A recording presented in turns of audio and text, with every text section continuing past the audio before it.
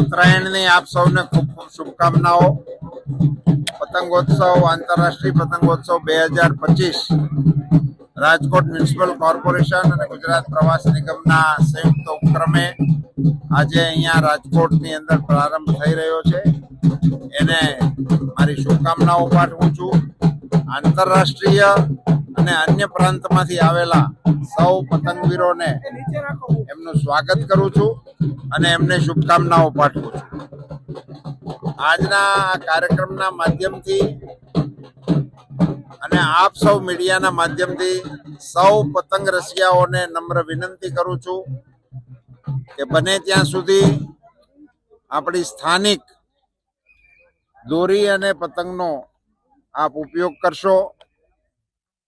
ખાસ કરીને જે કાચના માંજા પાયેલી અને જે પક્ષીઓને હાનિ પહોંચાડે છે એ પ્રકારની દોરીઓથી બચવા માટેની કાળજી રાખશો.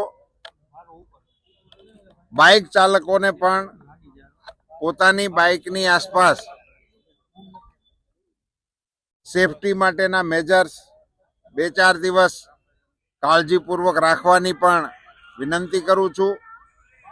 દોરીઓની લૂંટફાટ કરવામાં બાળકો ભૂલચૂકથી વાયર, રસ્તા, વાહનોની સાથે ઉતાવળને કારણે અને દોડાદોડીને કારણે ભટકાઈ જવાની જે ઘટનાઓ બને છે એનીથી પણ સાવચેત રહેવાની આપના માધ્યમથી ખાસ કરીને યુવાનો અને બાળકોને વિનંતી. ધન્યવાદ. હિન્દુ તહેવાર આજે આંતરરાષ્ટ્રીય લેવલે પહોંચ્યો છે, આ ખૂબ જ ગર્વની છે. અમરેલીની ઘટનાને લઈને કોંગ્રેસ દ્વારા પણ જે રીતે આખું ત્યાં સંમેલન કરવામાં આવે છે, એક તમારો પણ ઓડિયો પણ વાયરલ થયો છે દીકરીના ન્યાય માટેનો. આ કઈ અપીલ એ બરાબર છે ને, આપને એ બધી માહિતીથી વાકેફકાર છો જ.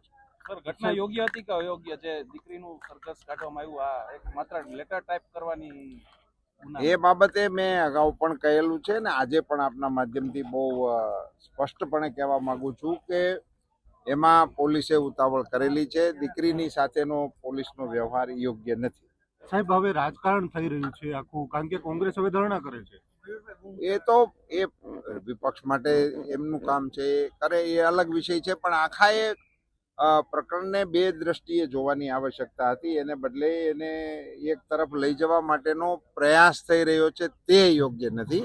બેઝિક વિષય એ હતો કે નનામી પત્રિકાનો મુદ્દો હતો, જેનો એક ખૂબ મોટો રોગ ચાલી રહ્યો છે. એની સામેના આ વિષયની તપાસમાંથી એ તપાસના કારણે જે પ્રશ્ન ઊભો થયો છે એને મુખ્ય પ્રશ્ન બનાવવાનું કોંગ્રેસનું આયોજન એ આપણી સમજની બહાર. પોલીસ કર્મીઓ સામે પગલા લેવા જોઈએ, શું લાગે જવાબદાર પોલીસ કર્મીઓ? પોલીસ અધિકારી આપણા એસપીએ એને માટેની કમિટી નિમી દીધી છે અને એમાંથી મને શ્રદ્ધા છે કે યોગ્ય કાર્યવાહી થશે. સર, અમરેલીમાં જૂથવાદ છે, એક માનો છો, આપ શું માનો છો? દુઃખ થાય એક દીકરી ઉપર એ વિષય થઈ ગયો, વળી પાછું આપણે એમાં ને એમાં. સર અમરેલીમાં જૂથવાદની વાત છે. એક તમારું જૂથ છે, એક વેકરિયાનું જૂથ છે. કોંગ્રેસ એવા આક્ષેપ કરે છે, એના હિસાબે આ બનાવ બન્યો છે. મારા જૂથ અંગેની માહિતી મારી પાસે નથી. ઓકે સાહેબ.